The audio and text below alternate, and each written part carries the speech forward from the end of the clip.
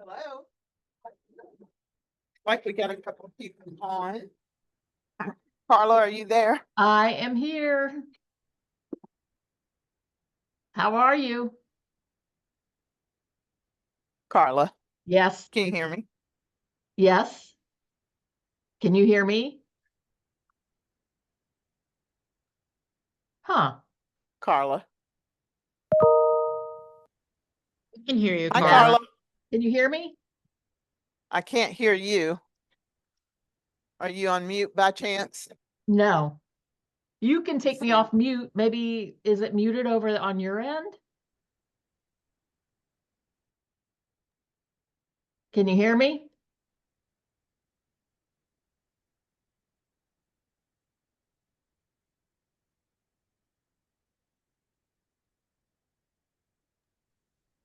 I can hear Tasha and Miss Karla. Oh, good. That's odd that you can hear me, but this up.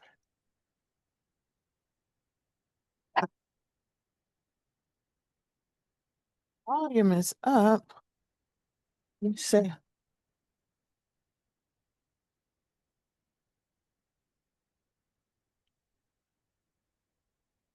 maybe we need to get Liz. It says you're in airplane mode. Maybe that's why. I'm in airplane mode? No, whoever's sharing their screen. Rachel, can you hear me? Yes, ma'am.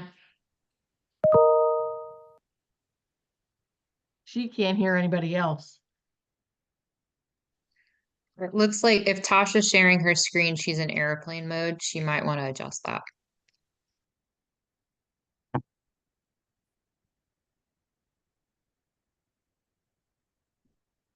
Let me get us some volume here.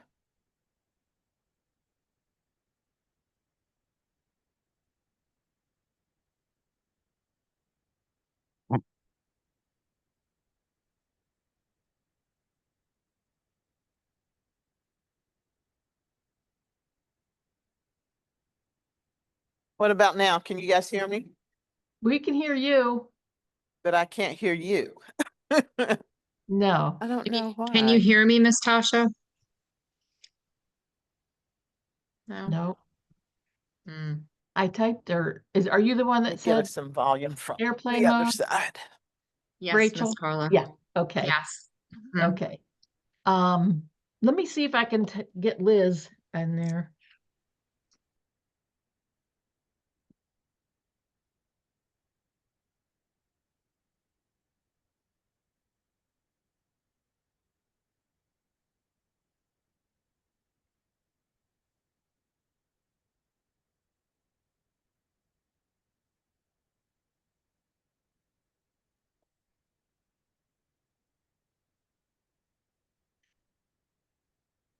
I just texted Liz.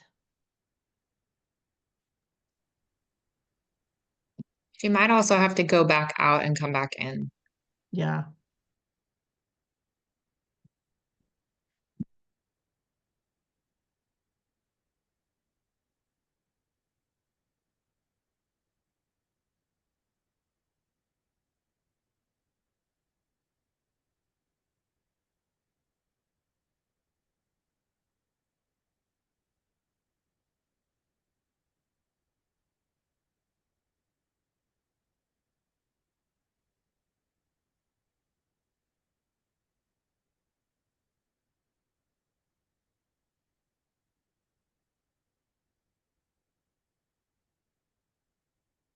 I don't know. I wonder if I should start while she's doing, I don't know how many people are actually in the room.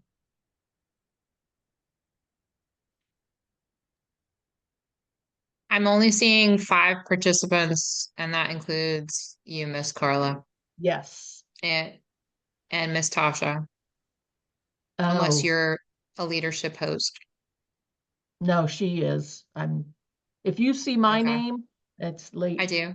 Yeah, so she's the Okay, leadership. So so there's 5 actually altogether. there's only 3.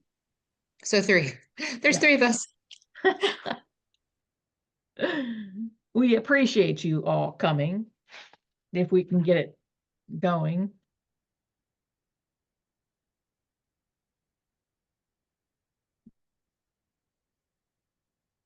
Carla. Yes. Okay. We can hear you. We can hear your lovely voice. Thank you. Thank you, Liz. I Did know. Liz help? Liz helped? Oh, of course Liz Okay. helped. Of course I she, knew she'd come through. of course she saved the day. Well, hi guys. How's everybody doing today? This rainy Monday. Oh no, we have beautiful sunshine up here. Oh, you sent it down here from last week is what happened. Yeah. Well, guys, today what we're going to talk about are some things you should be doing not at the end of your transaction, but at the beginning of your transaction, so that when you get to the end, your process is going to go smoothly, everything's going to be done quickly, and you will be paid quickly. Right, Karla? Correct.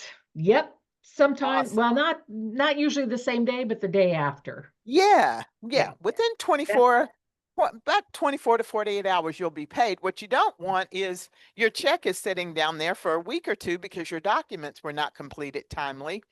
And Karla, just real quick before we get into all the documents, if I take a listing today and I've got pretty much most or some or all of my listing agreement completed, all documents signed, when should I be uploading that into Command? You need to upload that as soon as possible, but within 3 days of signing. Everybody got that? You got a 3 listing days. agreement, 3 days of signing. You should be uploading that into Command. The And other thing that ties into is it gives you the opportunity to use Karla's great services in reviewing your documents so that if there's anything that needs to be added, corrected, initialed, signed, you've got plenty of time to do it. Okay. So just keep that in mind. You're taking a listing or buyer agency agreement, or you've got documents signed. There's a time frame as to when you should submit those in Command, and we'll go over that a little bit later, just for more clarity.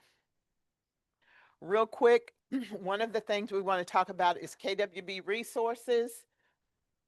And we'll take a look at the screen. Karla, can you pull up your screen to KWB resources? yes, I can. Let me do this. Let me see. You want to share?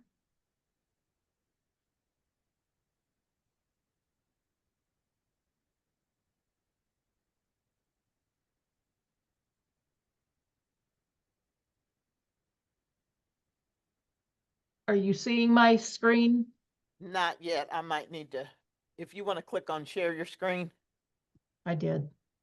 let me stop share and see if it'll, there we go. Now I see your lovely face, but I don't see your screen. Oh. Well, isn't that funny? Let me try this again. Where am I here? Sorry, guys. We're usually a little more organized than this. Oh, there we go.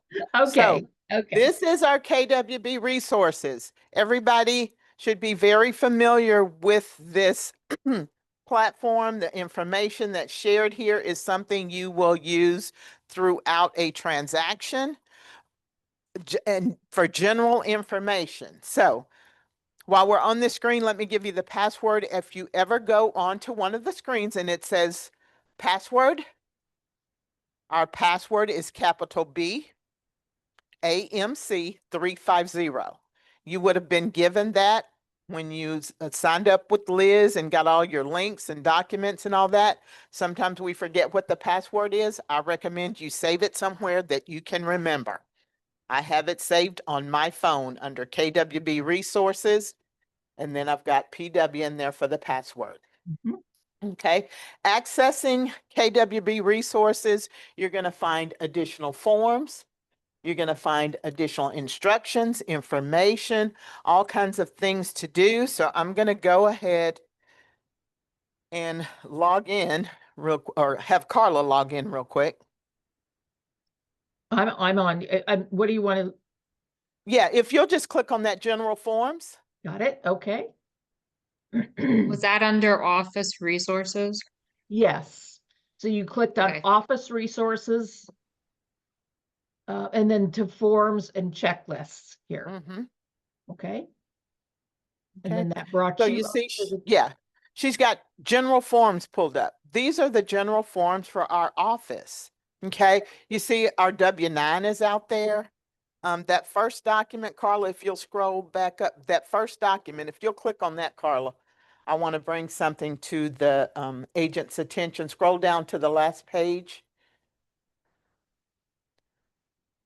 Guys, if you've heard me talk about if you're submitting your offer to purchase and your compensation agreement to be signed at the same time, you need to use this language right here where Karla's arrow is.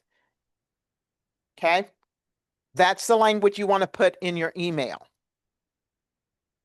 We'll come back to that when we start talking about the checklist, but know where to find that language or copy it and save it somewhere in your buyer forms or buyer actions, whatever you want to call your package for working with your buyers. You will need that language if you're submitting an offer with the 220. The listing agent didn't send you one. She said, submit it with the offer. You want to include this language in your offer, okay? Because what you don't want is that offer coming back signed and they didn't sign the 220, okay?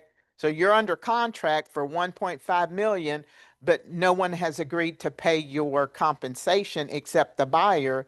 And you've told your buyer, I'm going to try to get that compensation from the seller, okay? So make sure you have that language. So we'll come back to that, Karla, if you want to minimize that screen for now.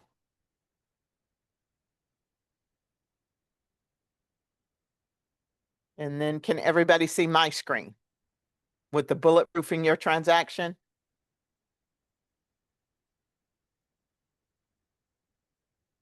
everybody said yes. All right, Karla, can you see it okay? No, Okay, let me but get, that's let me, all right. I've that's got the fine. sheet. Let me go back to my Zoom. I probably just need to reshare it. Oh, wait a minute. Let me stop share. Okay, I stopped sharing, so okay. I don't know.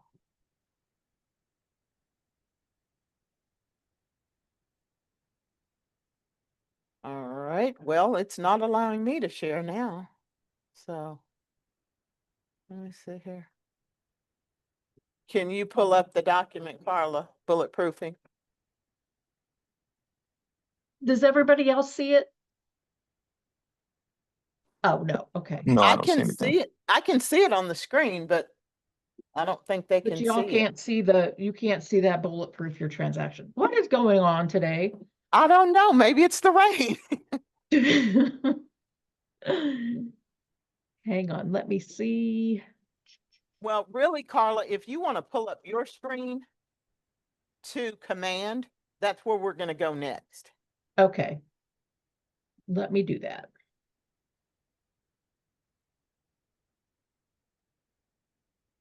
There it is.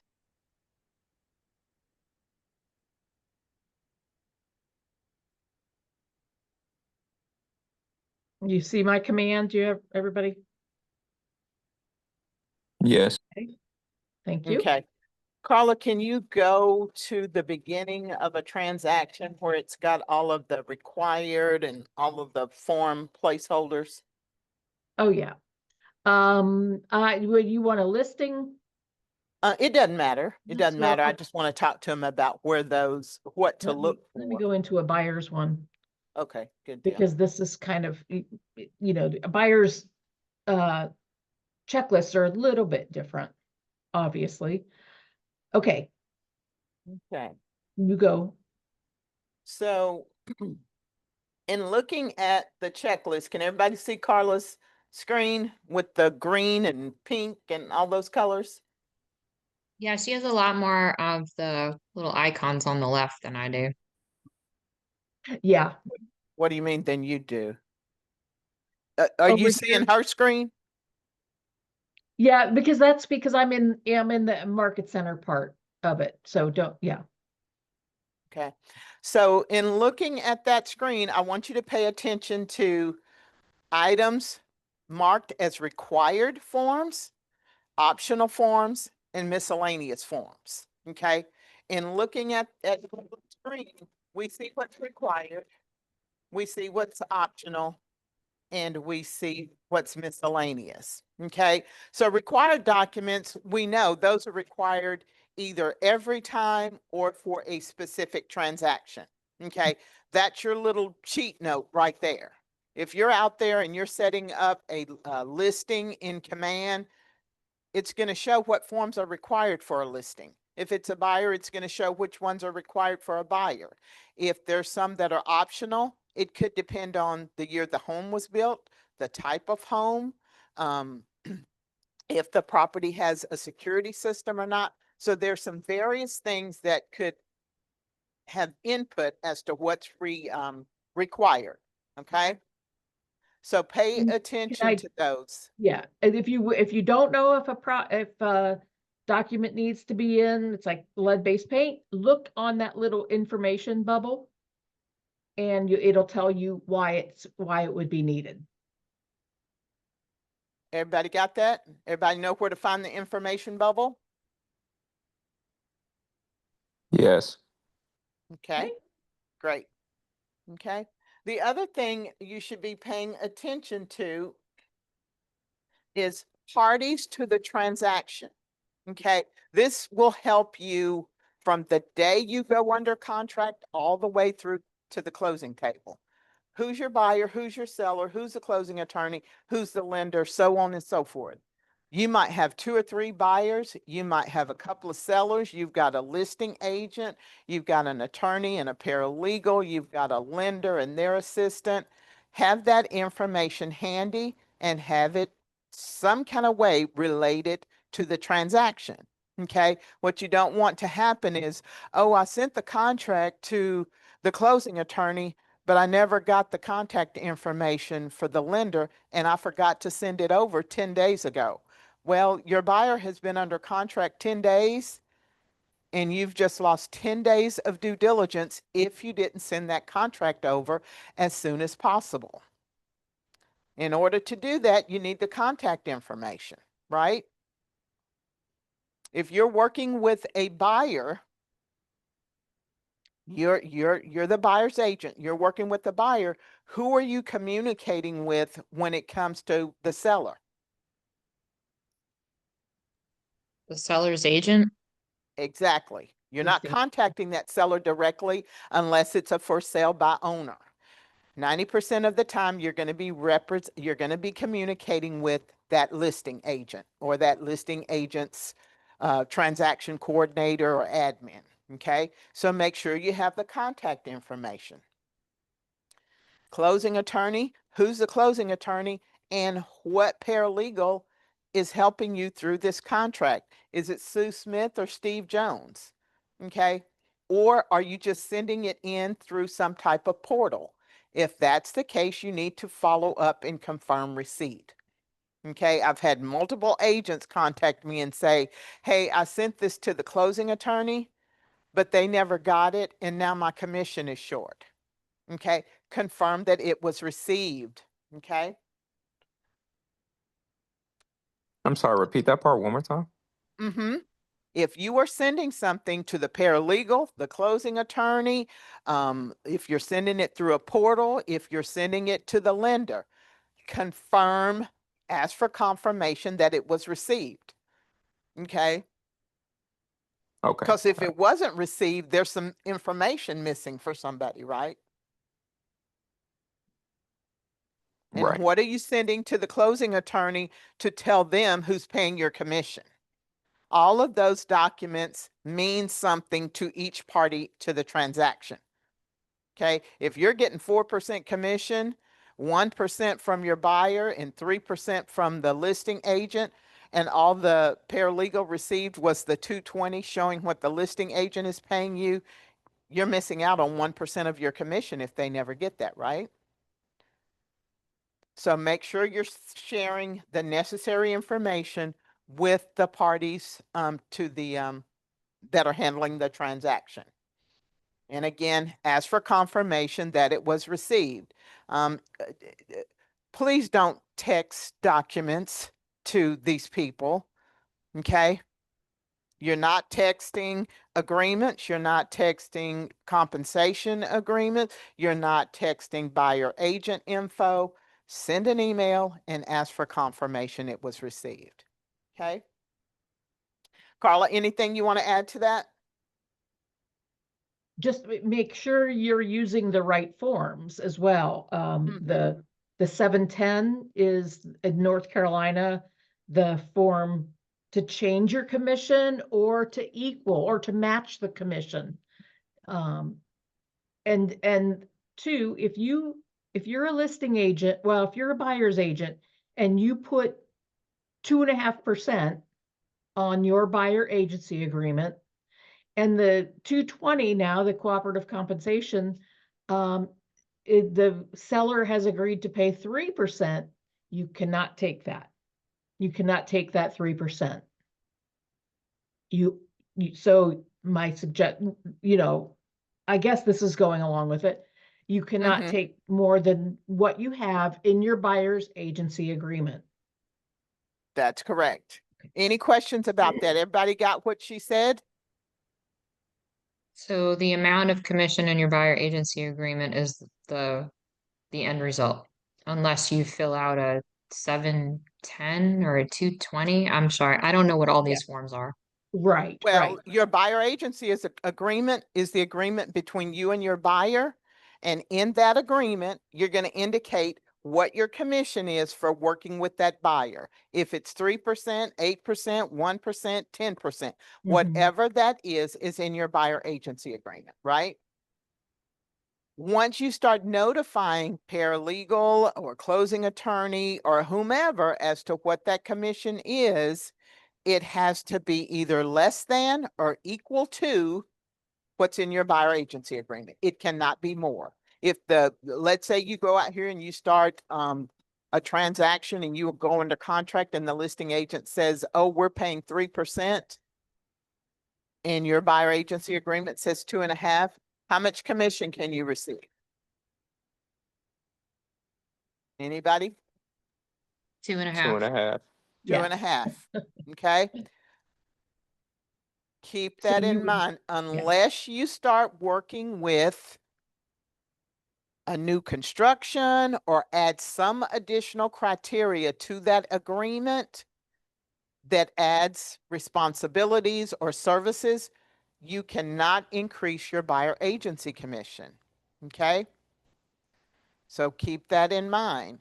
If you're only notifying the closing attorney of your commission, you can use the Form 725. Write that down, Form 725, if I'm only notifying the closing attorney of my commission. Okay? Now, what Karla mentioned just a few minutes ago was using the 710 if you're reducing your commission overall. So you're changing your buyer agency agreement from 3.5% to 2.5%. That changed your agreement. But if all you need to do is notify the paralegal, hey, Darlene, my commission is 3%. Seller is paying me 2%. My buyer's paying me 1%. That's all the 725 is for, is to notify the closing attorney, here's my commission split. Any questions? Okay, again, when you're, and they'll learn these you'll learn all the forms from your transaction. from your, you're absolutely right. I'm glad you brought that up, Karla. So don't think this is your training ground for your forms. This is just us making sure you know which ones to use to get paid quicker.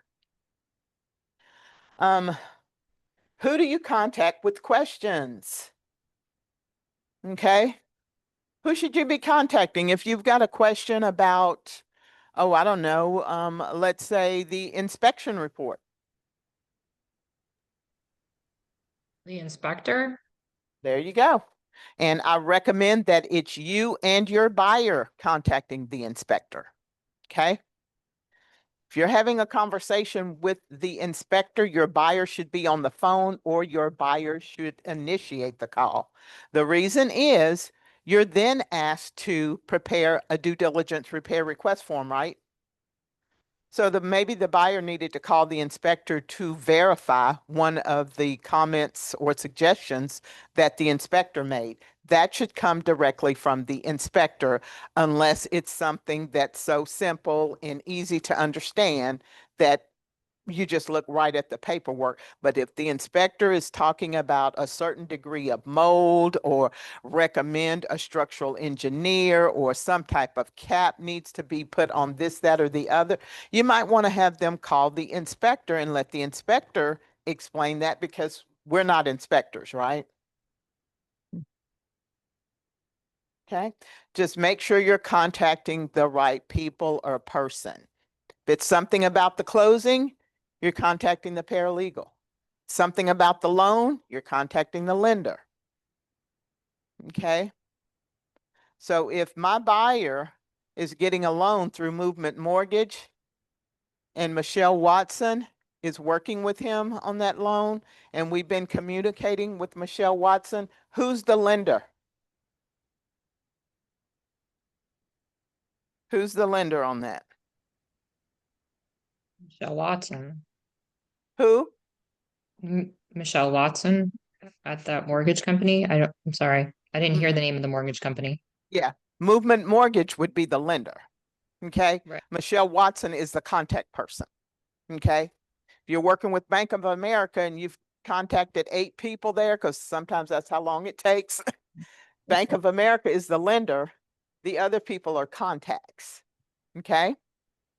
Just make sure you're representing who the lender is and who the contacts are. Sometimes I'll get emails that says, please prepare me a concession letter to Steve Jones, the lender. And I'm like, I didn't know Steve Jones was loaning his personal money for purchases of homes, but let's find out who the real lender is. So it's always going to be an entity, a corporation, a big bank, a lender, whoever, that's your lender. Who you talk to and get emails from and request for more forms, that's your contact person. Okay. Let's talk about checklists. Karla, you want to bring up checklist on your screen? Yes, I've got, you mean, in Yeah, Tatum? well, I think you had it pulled up if you just want to share that screen again. Okay, yeah. So this is a checklist in here as well in command. And so let me go over this one first. Great. So in Great. command, when you're making an opportunity, you have to use the correct checklist.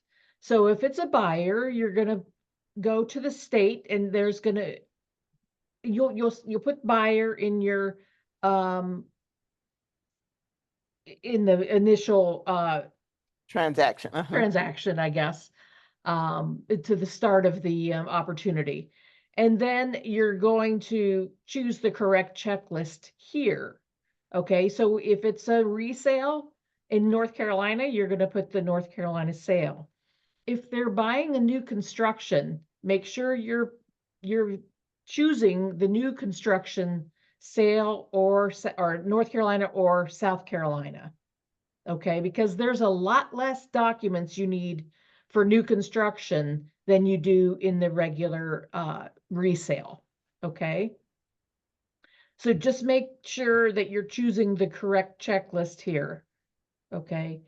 Same with listing, it'll be the same with the listing. So just choose the right one. So Mhm. Carla, you Okay. said under opportunity, then click on Ye- the state and then choose the form, checklist form. No, if you're Like gonna if you either clicked on choose that, South Carolina or North Carolina sales checklist. okay, if you click on that, what would happen? Could we see what that looks like? This Well, is what, she's already got one selected. You would so get the this is the same North type Carolina information sales checklist. for South Carolina. This is for Okay, North Carolina. so that's everything that needs to be done. Well, if remember That says she said required. just the required documents, and then there's more. So there's a lot of documents that are required for the sale file. Because Okay. you need the title and the affiliated business disclosures and all that, okay? And so you Does just that make, click on opportunities and then is it either under like all opportunity? I guess because I'm trying to do it with you so guys. let me help you here. Okay. So if I'm going to one of my opportunities,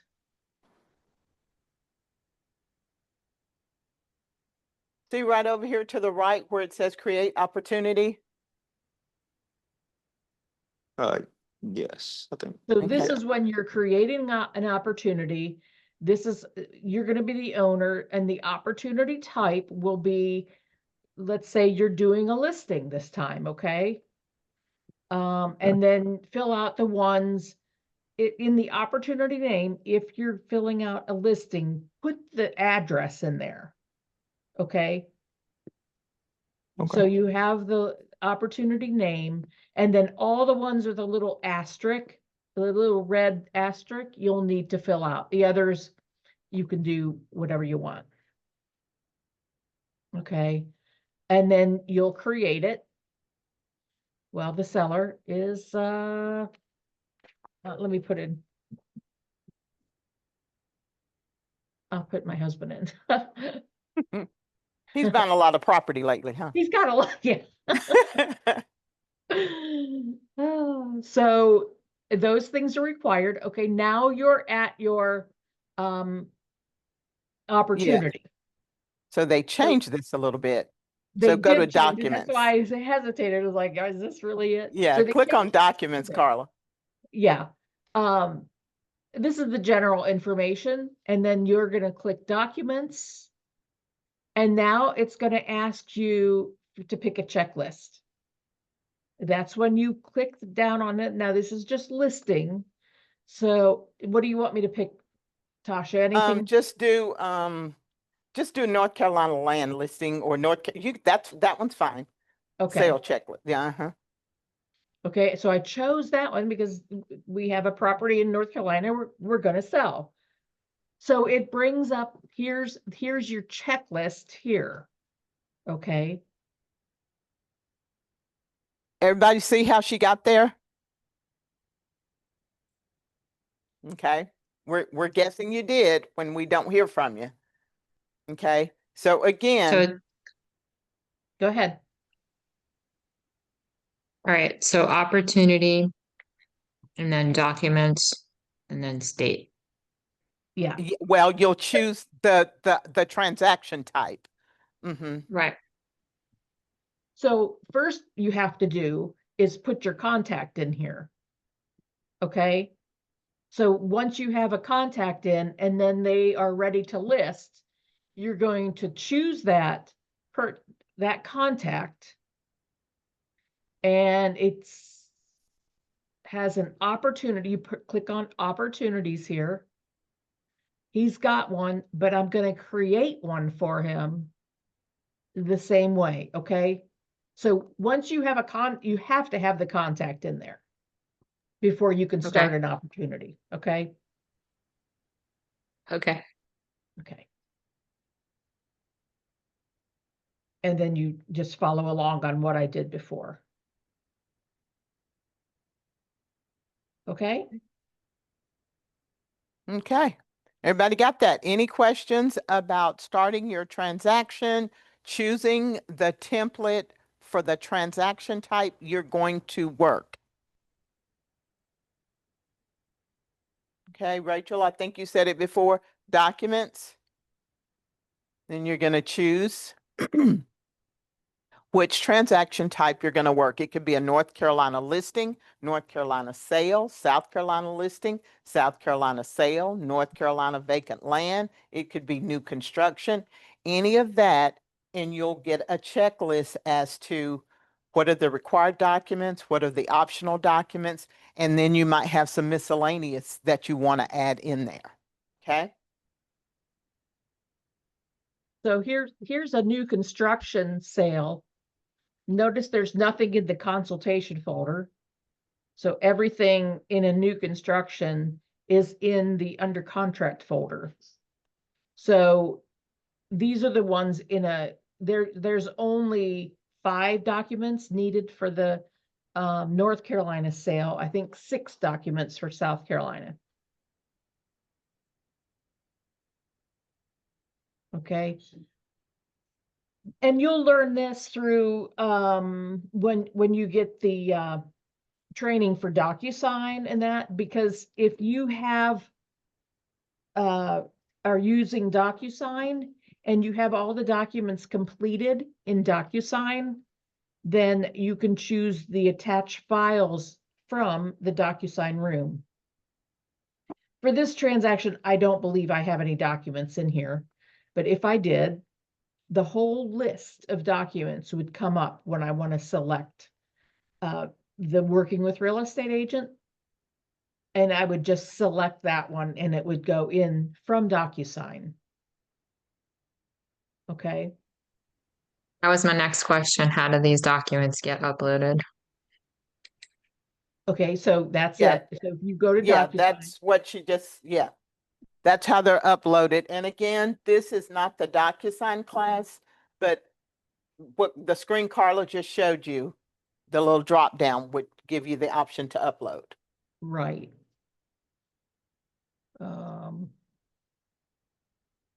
Let's see if I can. All right, Karla, can you go back to the other checklist on KWB resources? Yes.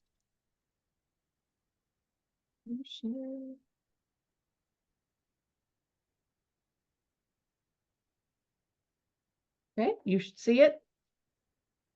Let's see here.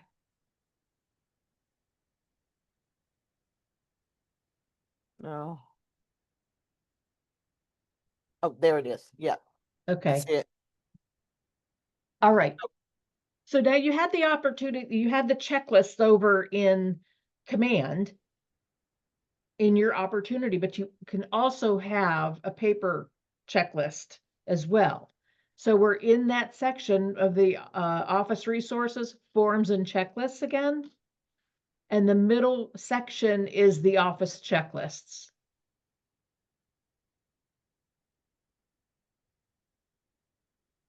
Tasha, Can do you? everybody see that?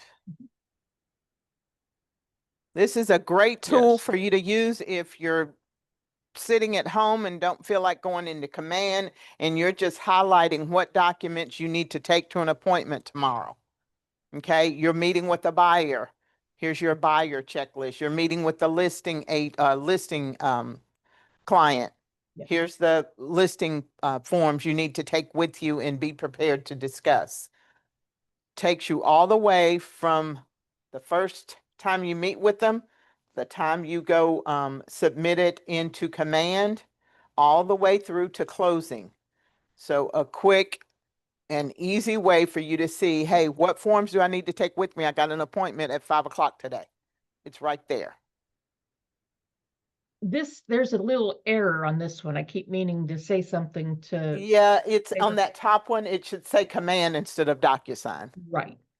Right. Mhm. And notice that it says within 3 days of the listing effective date.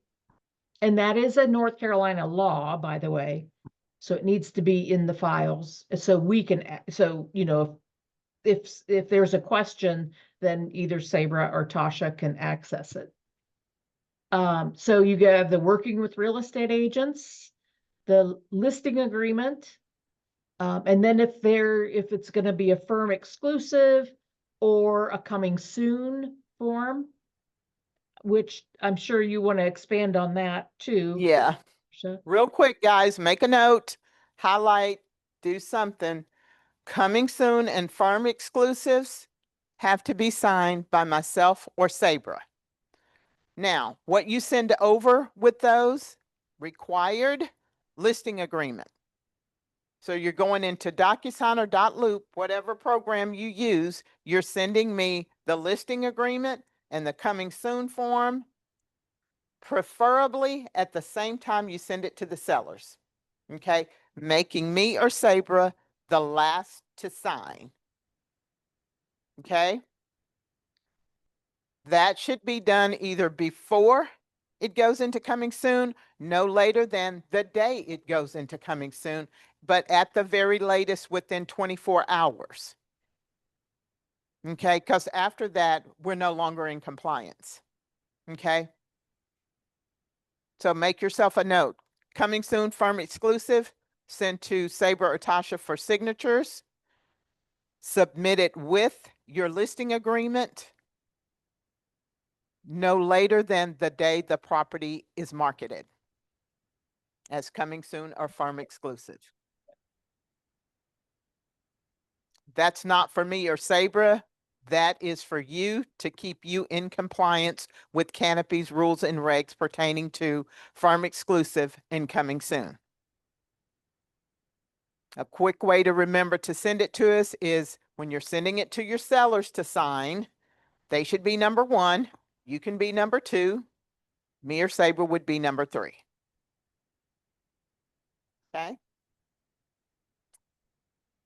All right. I Any think, questions on that? Because that's a lot of people don't get those signed in time. yeah.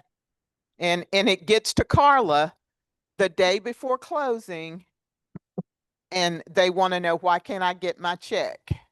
Yeah, Well, why can't they get their check? Their forms are not complete. right. Okay. So the other thing that will help you in submitting it timely within 3 days of taking the listing is Karla will respond to you and tell you what's missing so that you know right away, hey, I'm missing my coming soon. I need Sabra or Tasha to sign this. Hey, I'm still within my time frame. I can get it signed right away. But when you wait until 2 or 3 days before closing and then, oh, I'm missing this signature, these initials, this form, you're playing catch up. And at that point, neither Sabra or I are allowed to sign it. Okay. So just keep that in mind and make yourself a note.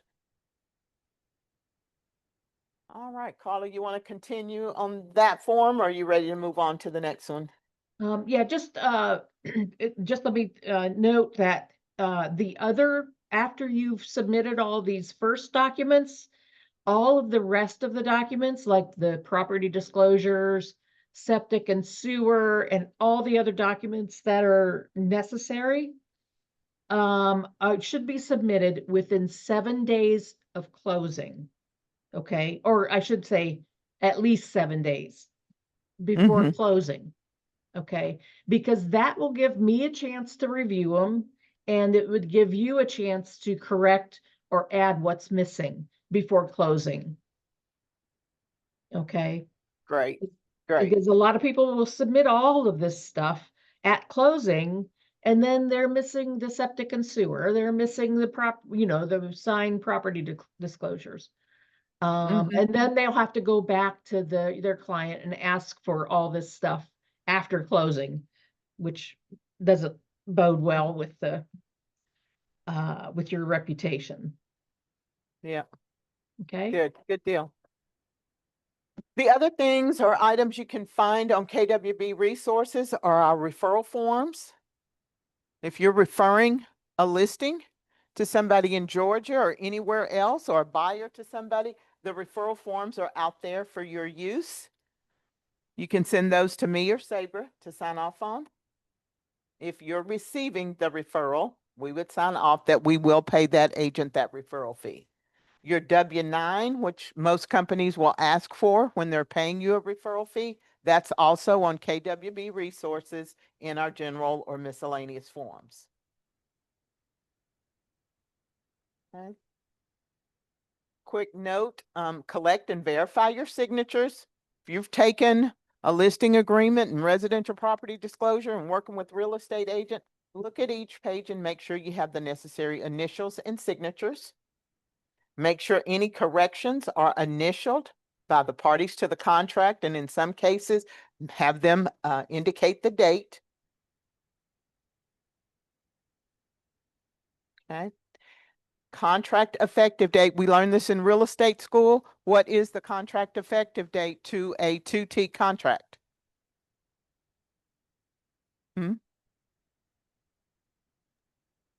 Anybody know? Is it like the date of acceptance? Is it what?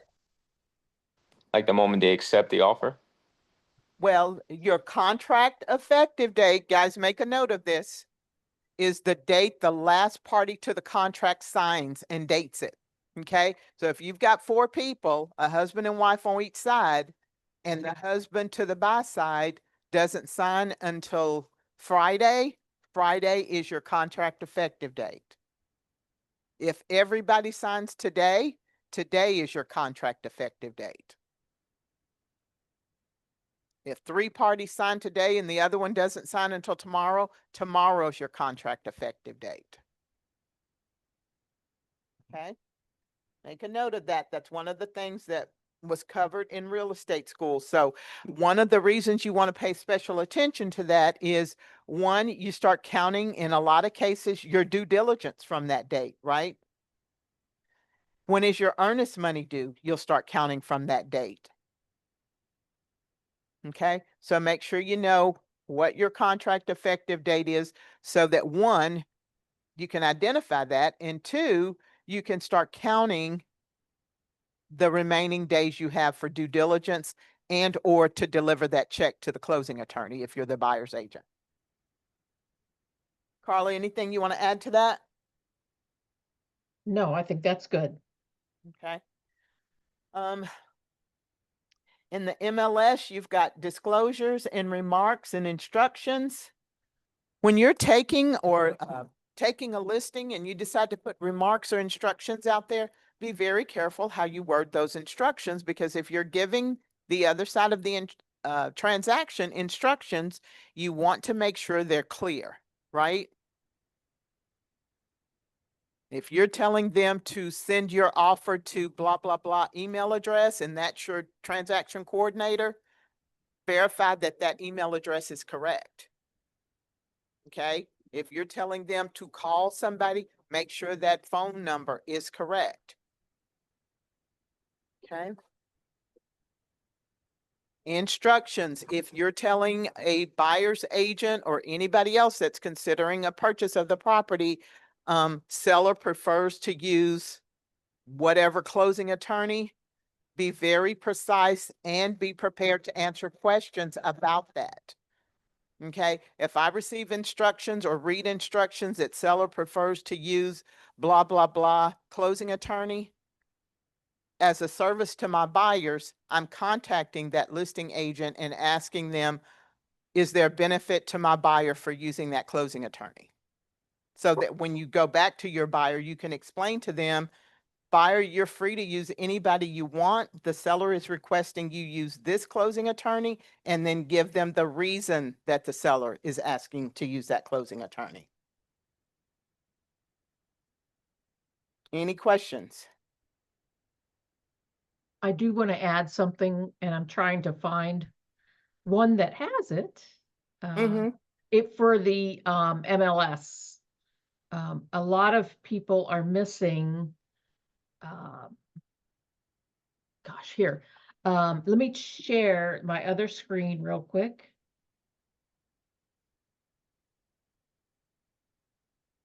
Okay, this is an MLS sheet Okay. that you have in the MLS. Okay. All the stuff. When you're inputting information, don't forget, if obviously you're the listing agent, add company remarks, company comments. If your client allows dual agency, okay? That's something Sabra wants, and I verified with her that she still wants that in there. So if you're, what that will do is allow, because we have over 600 agents in our office, that will allow them to see, oh, good, I can look at this property because it's from my office. Does that make sense? If they do not allow dual agency, then you really shouldn't be showing the your client that property. Everybody got that? So you're looking in company comments. If you're showing a property that's listed by an agent in this firm, Keller Williams Valentine, you're looking for dual agency allowed, or seller will allow dual agency, something to that effect. And if they will not, you need to let your buyer know they won't allow dual agency. What I recommend is that you call that other agent and confirm that that's accurate and that something has not changed to where they will allow it. And you don't miss out on an opportunity there, and they don't miss out on an opportunity to sell that property to through another agent in our office. Yeah, and that's not, I mean, that is set in stone, but it can be changed Yeah, through exactly. Form 710. Mm-hmm. Okay. Mm-hmm. And So- some of the things you might anticipate in that situation, your buyer might ask, well, how do you know this agent? Are you on a team with him or her? Do y'all work together? Are y'all in an office together? I've had a situation where that did come up. My buyers did not want dual agency. After I explained to them, that's an agent in my office. If she walked up right now, I wouldn't know who she was. We have 500 or 600 agents. So I probably know a third of them by face, and I probably talk to less than that on a regular basis. So sometimes helping them understand that it's not somebody that you're sitting next to every day and you're not sharing their confidential information, that might get them more comfortable with allowing dual agents. Okay. All right. Well, moving right along here. Follow-ups and communication. Okay. I recommend you're working with a buyer or a seller, you have some type of calendar for your follow-ups. If you're working one deal, that's probably the only deal you're thinking about and you're ready to get to the closing table, right? If you're working 3 or 4 deals and you've got an inspection to follow up on one, and you need to follow up with the lender on the 2 others, and you need to verify with the closing attorney if you can get the date and time and all of that, make sure you have something set up for your follow-ups. If it's not on your phone, have it on a calendar somewhere. The other thing I recommend that you do is go out to Command and look at your folders. The folders that Karla works and she sends you emails on, you're looking for the approved comment on each of those folders. Maybe you've got a listing folder and it's approved. You got an under contract folder, but something was rejected or returned. That's the time to start taking care of those rejected items and getting the initials or additional forms that you need.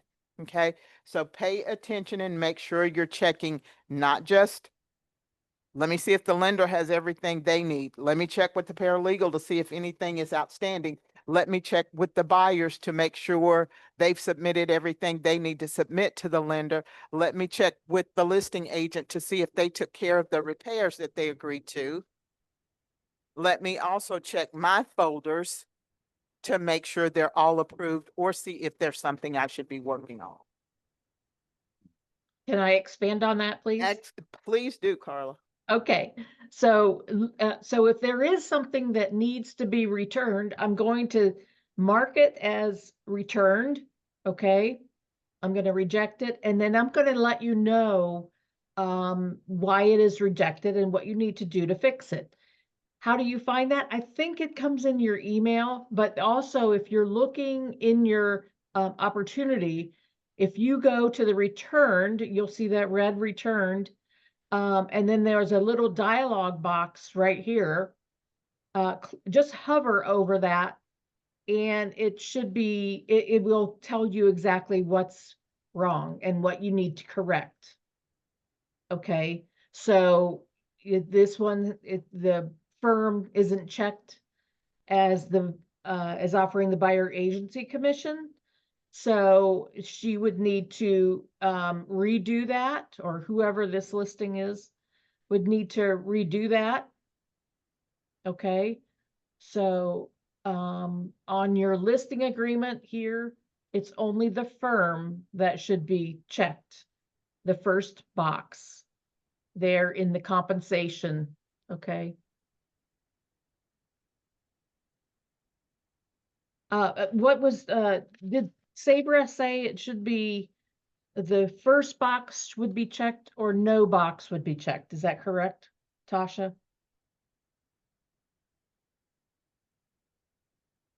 Okay, maybe she stepped away.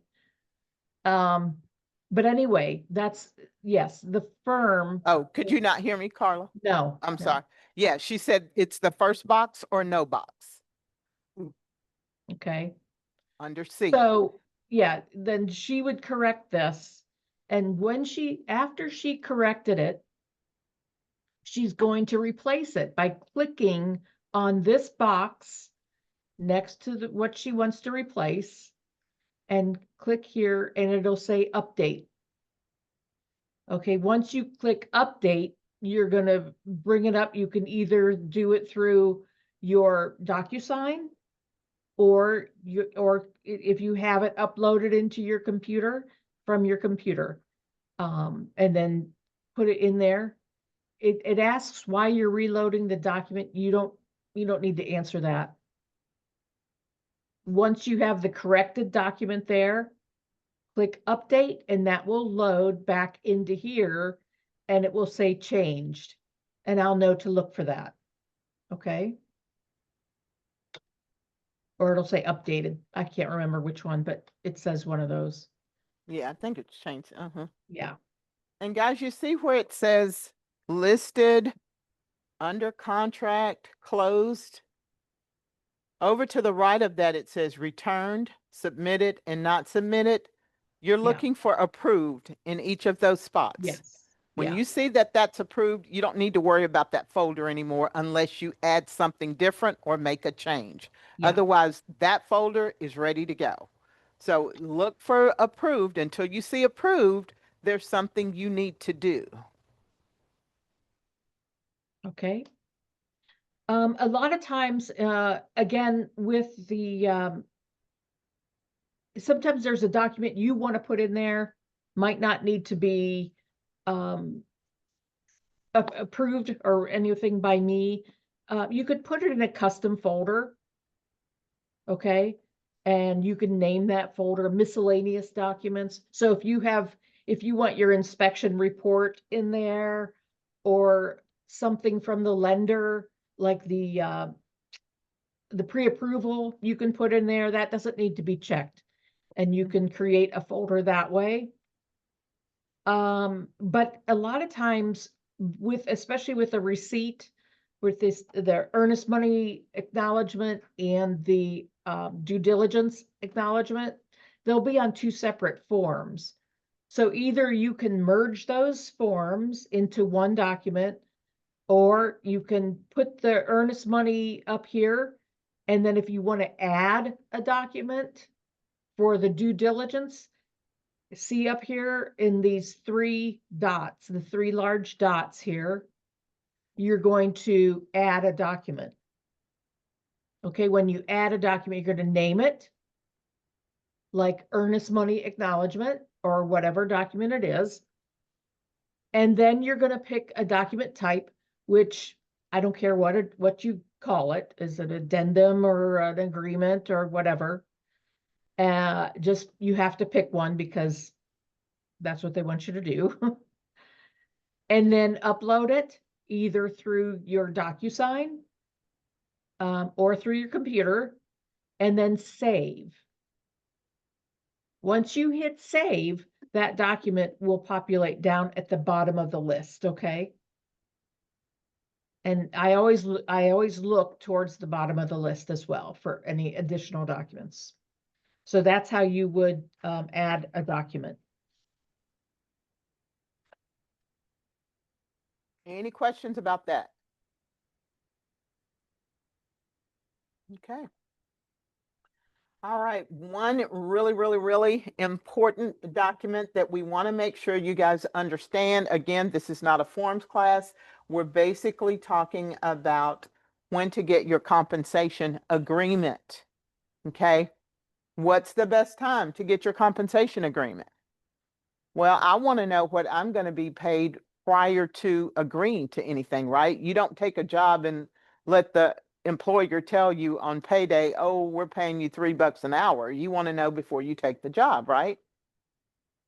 So when you're submitting an offer as a buyer, or when you're taking a listing as a seller, those are things you want to talk about up front. Okay. So let's talk about it from a buyer agent perspective. How and when are we requesting the 220, our compensation? When's the best time to get that?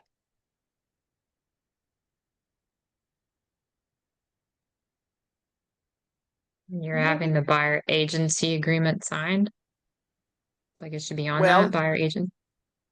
Well, at that point, you wouldn't have a property picked out in most circumstances.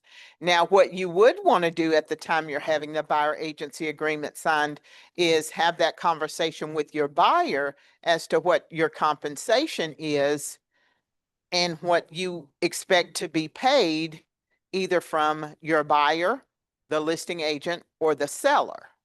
Okay.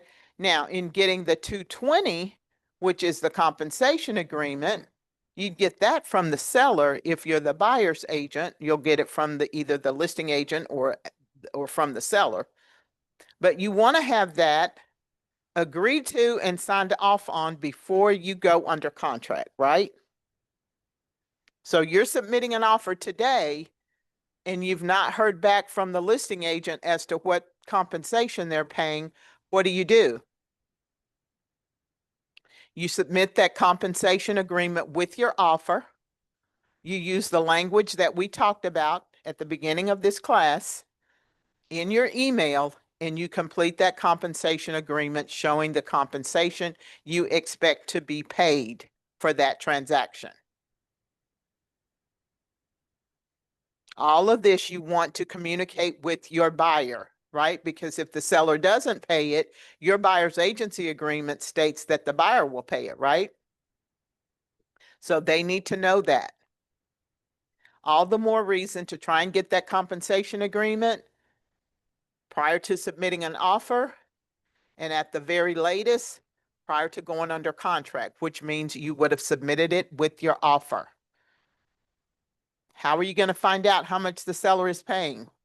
Phone call, email, text. Come straight out and ask the listing agent, hey, I'm showing your listing today at 123 Jones Street.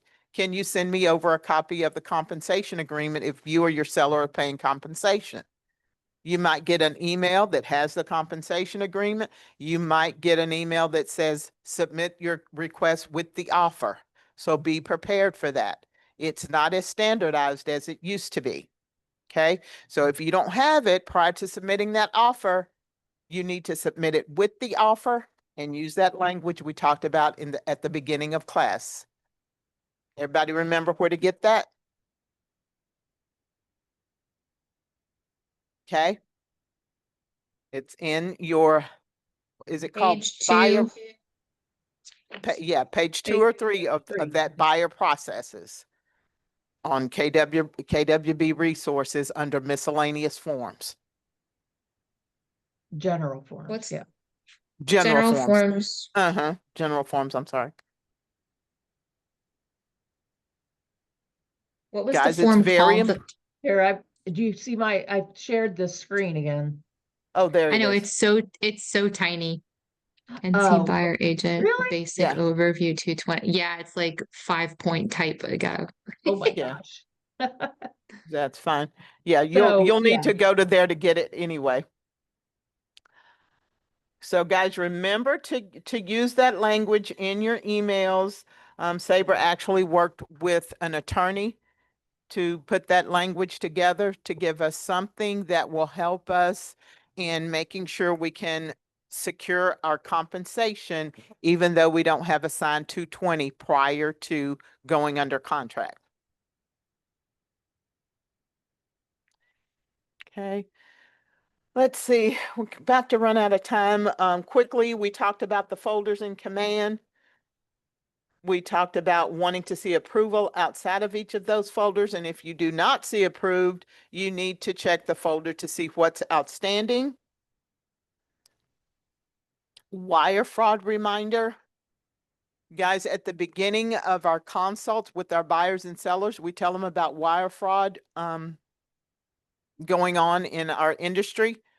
Don't make that the only time you mention that to your buyers or your sellers for that matter. Okay? Tell them before they sign that wire fraud warning at the bottom of, I want to say, the next to the last page of the agreement. Remind them again once you go under contract.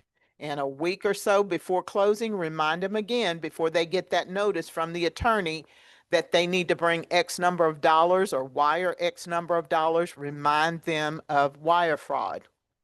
Okay? Offer and commission folder with a CD and Alta commission check. This is your closing folder. What you're looking to see in your closing folder, or what Karla's looking to see, is that all your forms are completed. There's a CD, closing disclosure, or an Alta that shows the transaction for each side of the shows each side of the transaction, a copy of the commission check unless you had it wired to the office or sent after the closing. You're looking for approval of each of those.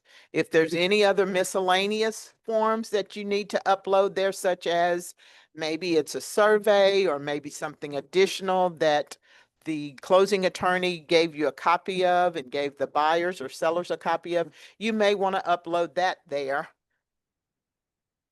Don't forget the concession letter too, if you're, Concession letter. I'm glad you brought that up. Everybody, if you have not done or requested a concession letter, concession is when you're giving a concession of part or all of your commission to the buyer, the seller, or waiving it if it's your own property. Okay, there's a office policy in place for that that can be found out on KWB resources. But concession letters, you're going to go to KWB resources. Karla, can you get to that screen? so if you guys see the KWB? Yeah, I think- KWB resources. If you hover over office resources, you see concession request. You click on that, put the password in and complete the template. Okay. Some might ask, well, why would I need a concession? When do I do a concession? How do I know if I need a concession? If for some reason you've decided to give your client $500 for a home warranty or help with some repairs for the seller, you would complete a concession request. That concession request would come to me. I would complete the letter, send it to you, send it to the closing attorney, and if there's a lender involved, send a copy to the lender. I get these every day, and probably if I get 10, I've got to send 4 to 5 of them back. Okay, we've got 3 questions here for the attorney. Name of the attorney's firm, full name of the paralegal, paralegal's contact email address, not the office address for the firm. Answer all 3 questions that apply. Okay.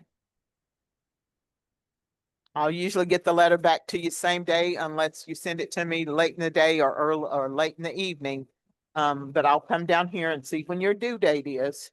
If you're asking me for a letter for tomorrow morning, you send me the template, and it's probably a good idea to text me or call me and say, hey, Tasha, I had one pop up at the last minute.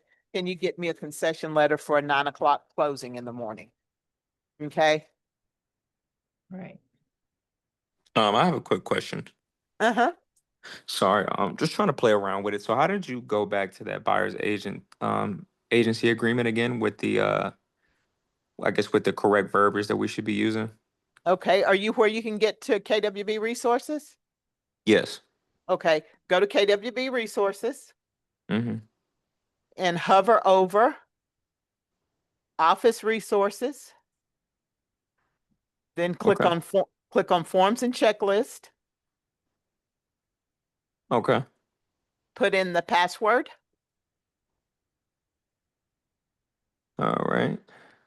Okay. Now do you see North Carolina buyer agents basic processes or something to that effect?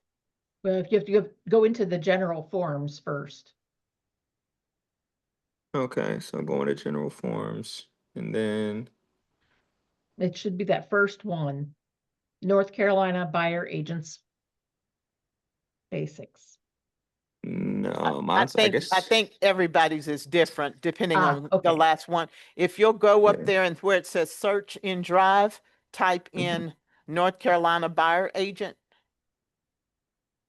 Okay. Did you get it? Checking now. No, I don't think I see it. No, I don't. Okay.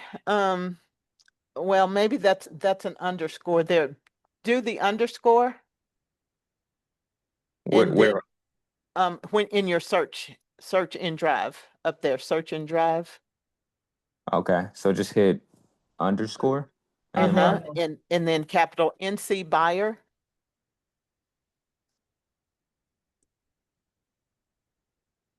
okay. was it there? No, it's weird. I had it put up before, but now I'm not seeing it no more.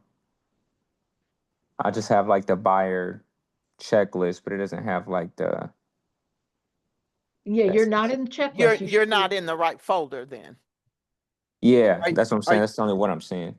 yeah, are you in general forms or are you in checklists? I'm in general form. I can share my screen if that works. Just give me 1 second.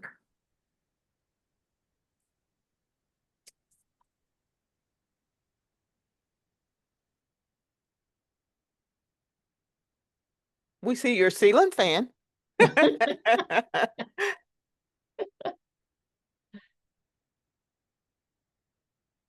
Oh, gosh.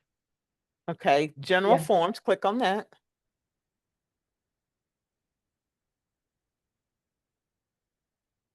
Okay, now see all the way, it's really small. I can't, Yeah. Yeah. yeah, we just got like a portrait version. All the way above, go up to the top, search in Drive. Can you click in that and type in underscore?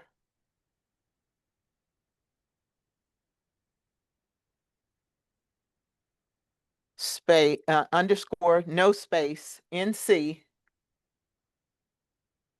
and then buyer.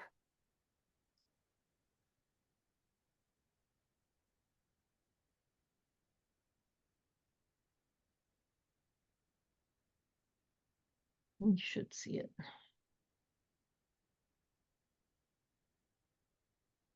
You found it? There it is right there. It's the first one on your screen now.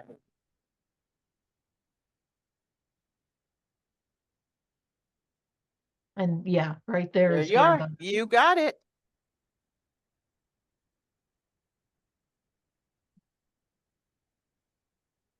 Hello? are you there?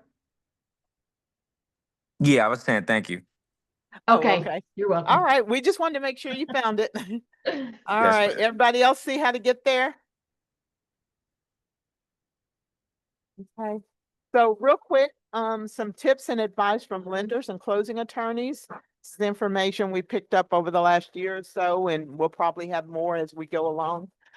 When the buyer and seller agrees to a concession in lieu of repairs, you only need to put that on the repair on the 4T as a concession.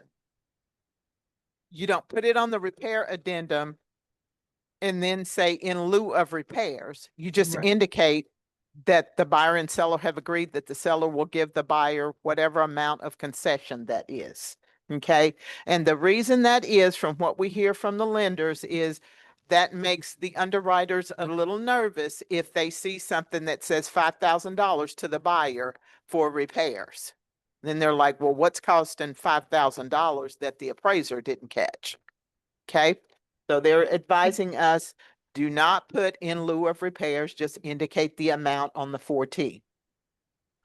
Addendums listed on the contract should be submitted to the lender with the contract. Otherwise, the lender could ask for them and it could hold up the process. Additional provisions listed could hold up the process until repairs are completed if repairs are not completed prior to closing. Okay, so if you submit an additional provisions addendum with your offer to purchase and it becomes part of the contract and that repair is not completed, the underwriter is going to look at that and ask, has this repair been completed? Okay, so it could possibly hold up the process or hold up closing. Seller contributing to buyer's closing costs, verify with the lender how much the seller can contribute. Okay. If your buyer is saying, we don't have any money, we have zero money to go toward closing cost, we don't have any money left, you need to find out from the lender, how much can I ask the sellers to pay? Don't wait until you get under contract and you've got the sellers to agree to 15,000 and you get to the closing table and the lender says, oh no, they can only get 9,000. Well, you've just left $6,000 on the table that you could have put elsewhere, such as a price reduction, instead of asking for all of it in closing cost. Okay. When to order the appraisal. Okay. Sometimes, depending on the condition of the home, the buyer might need to see how the inspection comes back, right? If this is somebody that's, you know what, we've got 600 for the inspection and 600 for the appraisal and that's it. If we don't get this house, we're going to have to wait another 6 months before we'll have money saved to go try to find another one. Okay. So if the house is in disarray and it looks like it needs lots of repairs, you might want to talk to them about maybe having the inspection first, or if it looks like the numbers are close for the appraisal, you might want to have the appraisal done before the inspection. Everybody understand what I'm talking about here? No, can you go over it again, please? Okay. So let's say you wrote an offer for a property today, you went under contract today, and it looks like it's the highest priced property in the neighborhood. Okay. Do you want to go ahead and have that appraisal and the inspection at the same time, or do you want to verify that the appraisal is going to appraise before you go spend another $600 or $700 for an inspection? And vice versa. If it looks like the home needs $20,000 to $50,000 of work, do you want to get the inspection done and see if the sellers are going to work with you on repairs? Or do you want to go ahead and pay for both? Not saying you have to wait, but it's a conversation you might want to have with your buyer. Okay, if you've got a short timeline on your due diligence, you might need to go ahead and have them both that first or second week, right? But if you've got 24 to 30 days, you might want to have one and then have the other. You might want to see, let me see what the inspection looks like before I go pay $600 or $700 for an appraisal. Or let me see if it's going to appraise before I go and spend $600 or $700 for an inspection. Just something to think about when you're looking at somebody who maybe their finances are really tight, and maybe you can already see where you're really razor thin margin on the appraisal or condition of the home. Did that answer your question, Rachel? Yes, ma'am. And again, not saying they have to wait, but helping them understand the process. Let's see, seller and buyer info sheets completed and back to the attorney as quickly as possible. At one time, the attorneys were sending a copy of the buyer info sheet, the seller info sheet, and the real estate agent info sheet to the agent. Now it's going, in a lot of cases, it's going directly to our clients. If you want to be included in that, when you send that contract over to the attorney, ask that all communication with your buyer you're included on. Okay, we had an agent about 3 months ago who wasn't included, and lo and behold, it went to the buyer's trash because they had never communicated with that person. So it was sitting out there in their spam mail. The buyer's agent didn't even know it had been sent. So after a while, they're like, well, is the closing attorney ever going to send us the buyer info sheet and the agent info sheet? So after a quick follow-up, they found out, oh, we sent that 14 days ago. Okay, so if you want to be included in that, ask the paralegal or whomever you're working with at the closing attorney's office to communicate with you when they're sending information to the buyer. Okay, you probably want to put it on a calendar again when you send that contract over in 2 or 3 days. Follow up to make sure you get a receipt for the earnest money. 2 or 3 days, follow up to make sure you get a copy of the buyer info sheet and your realtor info sheet. Okay. Contact information for the HOA, very important information. Again, this could delay your closing. You don't want that to happen. If you're working with a buyer or a seller, one, the seller should have access to it. If you're working with a buyer, they normally don't have access to it, which is why you would want to work with the listing agent to either get a copy of that or work directly with the HOA to get a copy of it. Okay. For sure, you want the contact information. The closing attorney will need that. In a lot of cases, they're able to get it, but if you can provide it to them up front, it just saves you some time down the road. I'm sorry, you said provide what up front? Pardon me? You said provide what up front? The contact information for the HOA. Okay. Mm-hmm.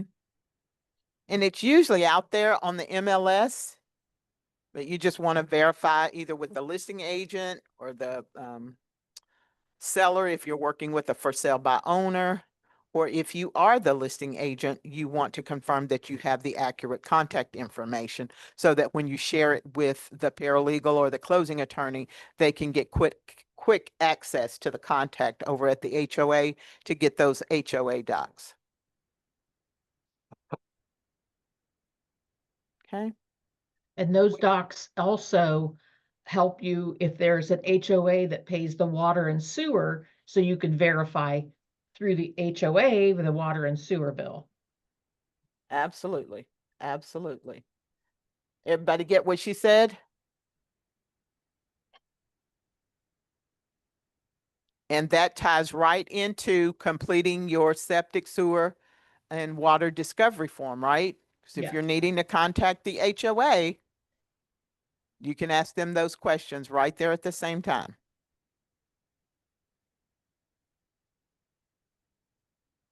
Karla, anything else you want to add before we wrap it up? Well, about working with the LLC or a trust or a power of attorney. If you're doing any of those, you'll see down here that there is a placeholder for those documentations. We need the documentation to prove that the seller, the signer of all the documents is valid. Okay. So we need that documentation if you're working with any of those. Okay. And What's the one, number, what's the number of the form for that? it isn't a there- form. You're just gonna get the documents from the, your client. Yeah. Okay, If it's a trust, then you're gonna get their trust documents and upload it there. upload it to command. Yeah, yeah.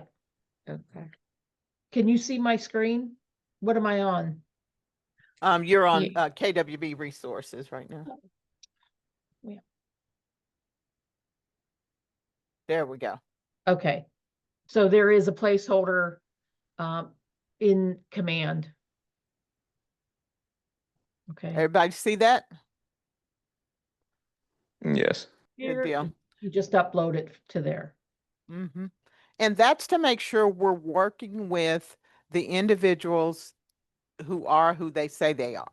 If we're selling a property that's under an LLC, we want that document because we want to be able to see in that document that whomever we're working with is authorized to sign for that LLC or that trust or that power of attorney. Whatever the case may be, those documents would go right there.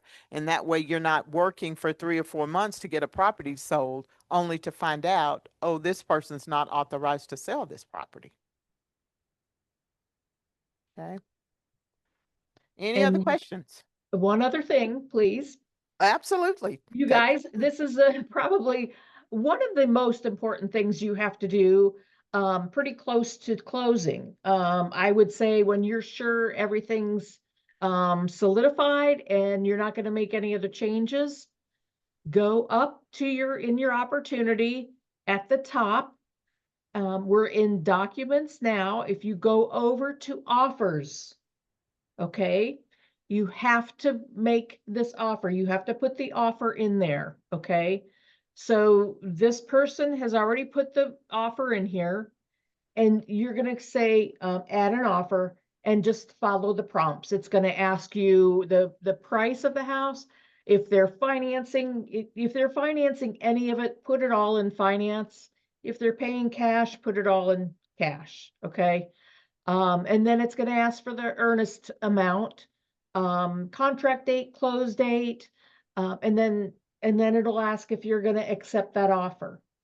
And once you accept the offer, it'll be accepted, and then you're going to there's another button to press for adding your commission. Okay, so you're going to view your commission. And what you're going to do is you're going to have to put in all that information.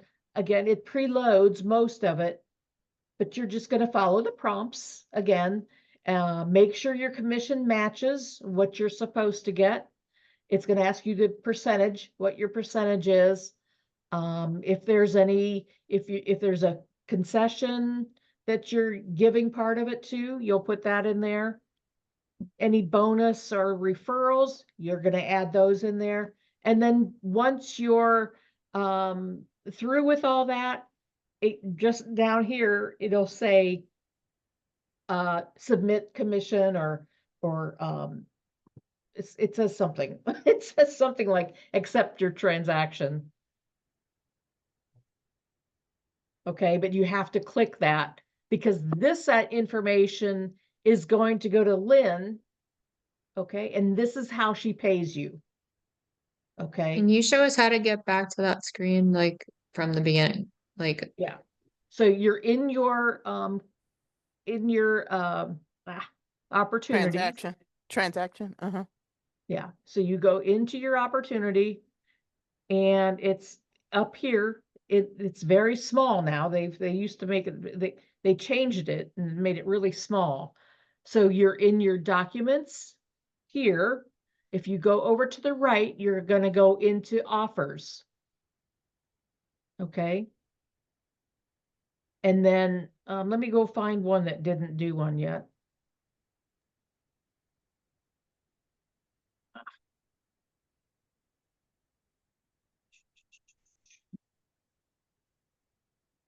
Oh, she's already got one in there. Okay. Sure. Well, one of them. Let me see.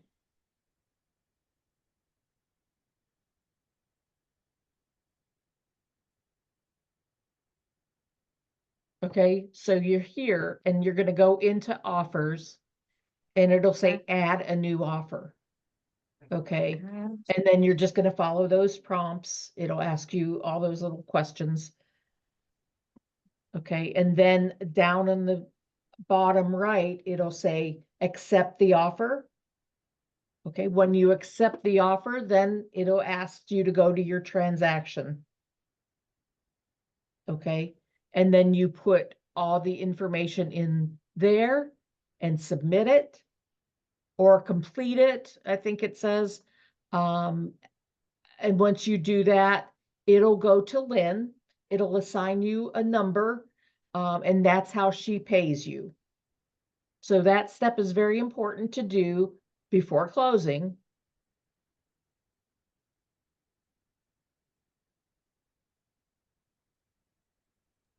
Thank There you.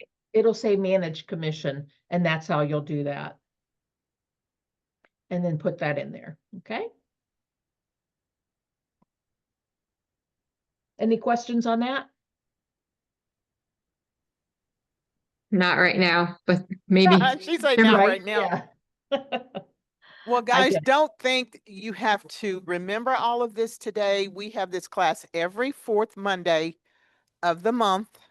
And at the same time, you're going to be out playing around in DocuSign, making yourself familiar with that. For those of you that are in transaction partners, some of these topics will come up in there. Don't hesitate to email myself or Karla if you have questions about doing any of this. We're happy to help you. And just don't be afraid to go out there and kind of test your knowledge. If you want to set up a test folder, just don't hit submit for the ladies in the office or Karla to spend time working on it. But if you're out there playing around, how do I upload a document? How do I replace it with a different document? How do I send something to myself or one of my friends to sign as a test case? Don't be afraid to do that. That's going to make you more familiar with the system. I've done, yeah, I have a lot of dummy opportunities just so Yeah, same here. practice opportunities, yeah. Same here. In here and in DocuSign, so Yep. so don't be afraid. So guys, does anybody have any questions at this time? If you can't think of anything, like I said, don't hesitate to send an email. But if you have questions now, we can go ahead and address those. All right. Well, Karla, unless you have something else to add, we'll wrap it up and Okay, be ready for this time next month. And again, we're here to help you guys. Don't hesitate. You don't have to have a live transaction to ask your questions. And it's always helpful to make notes about what you're trying to learn, something you're trying to overcome. If you're in there and something seems a little bit challenging, make your notes until you do it 2 or 3 times and make yourself familiar with it. Well, thanks for attending. And thank you we all. hope to see you Thank guys you. next time. Okay, you're Thanks. welcome. Bye. Bye-bye.